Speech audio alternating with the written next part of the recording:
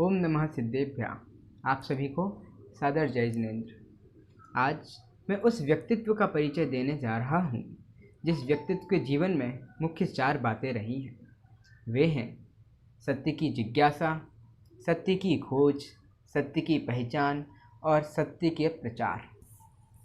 ऐसे व्यक्तित्व के धनी हैं पूज्य गुरुदेव श्री कांजी स्वामी। संवत 1946 वैशाख शुक्ल दूज रविवार के दिन पूज्य गुरुदेव श्री का जन्म हुआ था।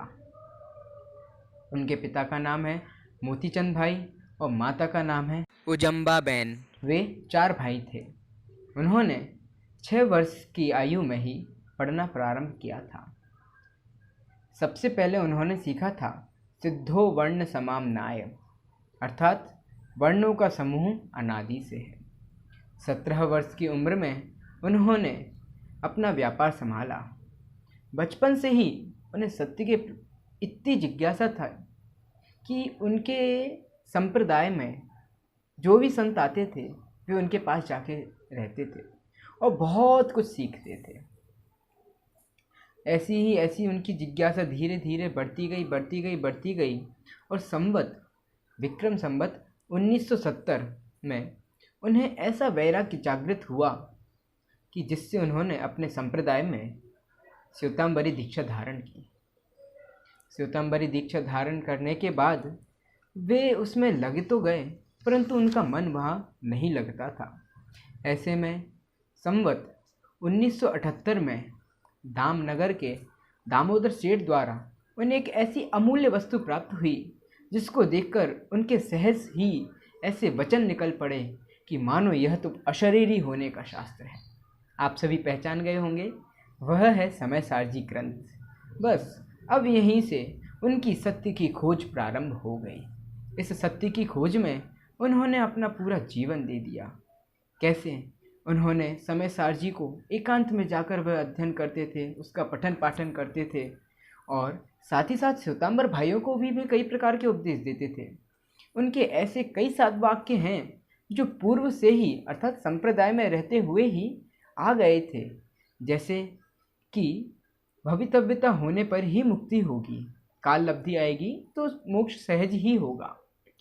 जिस भाव से तीर्थंकर गोत्र बंधे वह भाव भी है। पूर्णता के लक्ष्य से की गई शुरुआत ही वास्तविक शुरुआत है। ऐसे वचन तो उनके संप्रदाय में रहते हुए ही आ गए थे। क्यों नहीं आएंगे? जिसके अंदर सत्य की जिज्ञासा हो, जिसे सत्य की खोज करने का महान पुरुषार्थ जागृत हुआ हो, उसके ऐसे वचन तो निकलना स्वाभाविक है। ऐसे में ही एक दिवस वह आया जब उन्होंने पार्श्वनाथ भगवान के चित्रपट के सामने मुँह पट्टी का त्याग किया। वह दिन था चैत्र शुक्ल त्रयोदशी का, अर्थात महावीर जयंती का वह शुभ दिन। उस वक्त वे 45 की उम्र के थे जब उन्होंने श्वेतांबर मत छोड़कर दिगंबर पंथ अपनाया। दिगंबर पंथ अपनाने के बाद उन्होंने ऐसे कई ग्रंथों का स्वाध्याय किया व कराया जो हमारे मोक्ष मार्ग से सीधा संबंध रखते हैं।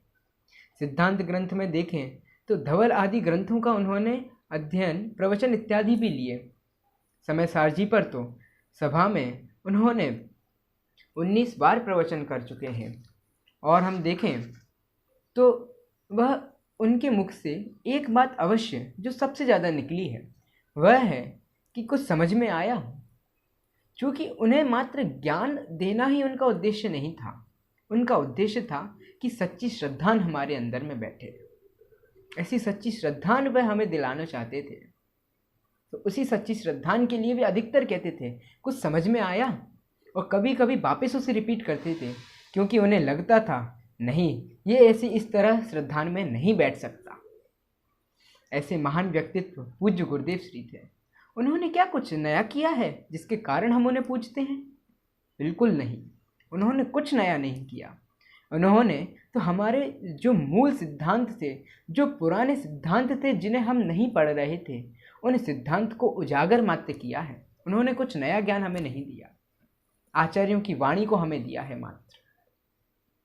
ऐसे में ही पूज्य गुरुदेव श्री के यदि 45 सालों का हम कुछ वृत्तांत कहें तो कुछ नवीन नहीं, मात्र स्वाध्याय, स्वाध्याय और स्वाध्याय। अंतिम 2 चरण सत्य की समझ और सत्य का प्रचार, ये उनके अंतिम 45 सालों का सार है। सुबह 4 बजे उठकर वे कई ऐसी चीज़ों का स्वाध्याय किया करते थे, सबको स्वाध्याय करने की महान प्रेरणा दिया करते थे। ऐसे में ही पूज्य गुरुदेव श्री के 45 वर्ष बीत गए। अंत में संवत 2037 कार्तिक वद सप्तमी के दिन एक ऐसी अशुभ मंगल जागा कि हम सभी के बीच से वे पूज्य गुरुदेव श्री हम सभी से असहनीय विदाई लेके चले गए। परंतु हमें घबराने की बात नहीं है। जिस प्रकार आचार्य ना होते हुए भी उनकी वाणी से हमें अति आनंद प्राप्त होता है, ऐसे ही पूज्य गुरुदेव श्री भले हमारे पास साक्षात नहीं है, परंतु उनकी वाणी, उनके तत्व विचार, उनका तत्व प्रचार हमारे समक्ष उपलब्ध है। हम उस तत्व प्रचार को अपने में पहले साधें, फिर हम दूसरों को सधवाएं और शीघ्र ही शीघ्र मोक्ष लक्ष्मी को प्राप्त करें। इसी मंगल भावना के साथ जय जिनेंद्र।